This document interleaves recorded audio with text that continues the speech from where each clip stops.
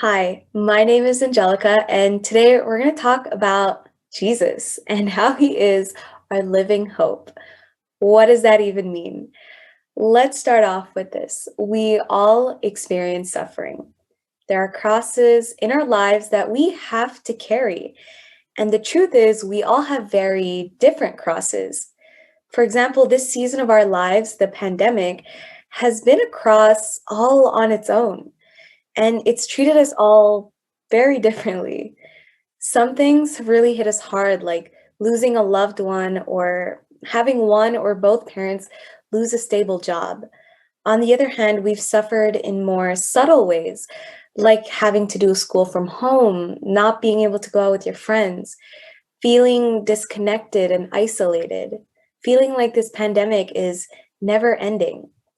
It might even feel like you're missing a part of your childhood, almost as if you don't get to experience your adolescence the way you always thought you would. As Christians, we are called to take up our cross and follow after Jesus. We're called to take on the suffering that has come our way and focus on Him who is our living hope. We carry this cross with Him, knowing that our end goal is to get to heaven. It's important to understand that to take up our crosses doesn't mean that we're taking pleasure in suffering. It doesn't mean that we want to suffer. It means taking it and not rejecting it, not running away from it. It means letting Jesus' joy shine through our suffering. And letting this joy shine through doesn't mean putting a smile on our faces and pretending everything is okay. Not at all. It means although we are going through a time of suffering, our eyes are on Christ and on our journey to heaven. We can ask the Holy Spirit to help us carry our crosses with the joy of Christ in our hearts. And carrying our daily crosses can be tough, absolutely. Sometimes we find ourselves comparing our crosses to that of others. We wonder why our crosses are so heavy and how others seem to have it so easy, or even vice versa. Sometimes we're so focused on the weight of our cross that we completely fail to see how God is working. As we experience suffering, God works in our hearts, in our lives, and He is leading us. He's leading us closer to Him. This is our chance to lean on Him, to trust in Him, and to engage in that hope that He brings to us. We are never doing this alone. God doesn't just leave us in the midst of our suffering, He is right there with us.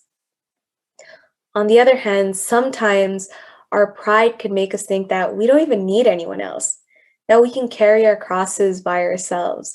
We refuse to ask for help or share our burden with anyone else, including God. But it is so important to ask for help. Carrying your cross doesn't mean you're doing it on your own. Even Jesus had Simon of Cyrene help him carry the cross. Ask for help when you need it. Talk to friends, to your parents, your teachers, your pastor, your youth minister. There are people who care about you and are willing to listen. There are youth ministers on this Zoom call right now that you can reach out to who will help you through whatever you're going through. We're not meant to be doing this alone. The people around us are a tangible way for us to experience God's love. God uses the people around us as instruments to reach us. The perfect example of someone who lived their life with the joy of Christ was Blessed Chiara Badano. She was a teenager in Italy, just like you, when she was diagnosed with bone cancer. However, Chiara continued to live her life for Jesus in whatever way that she still could. She would go around to the other patients in the hospital and she would spend time with them. She would love them. Chiara was still so filled with joy and love for Christ. She never complained about the suffering she endured.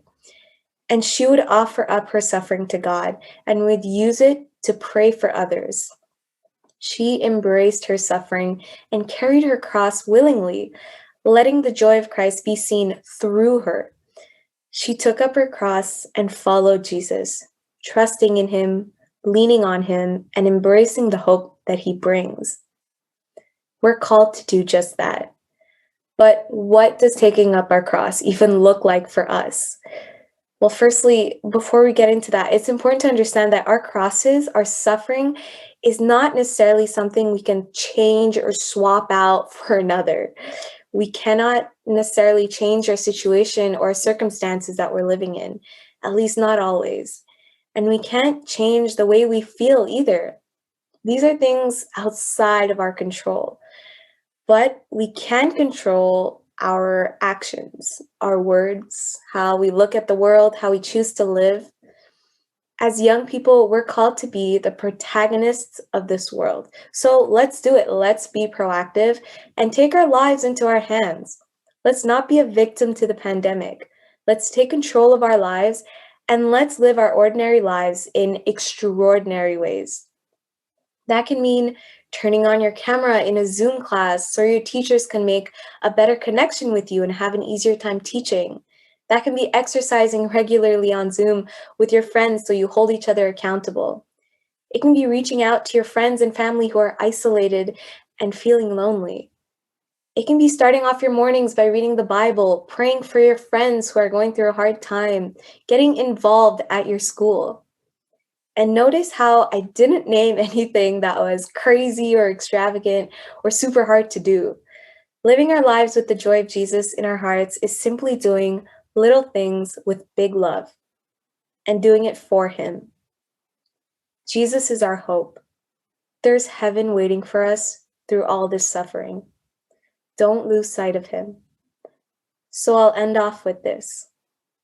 How will you carry your cross and live your life for Christ?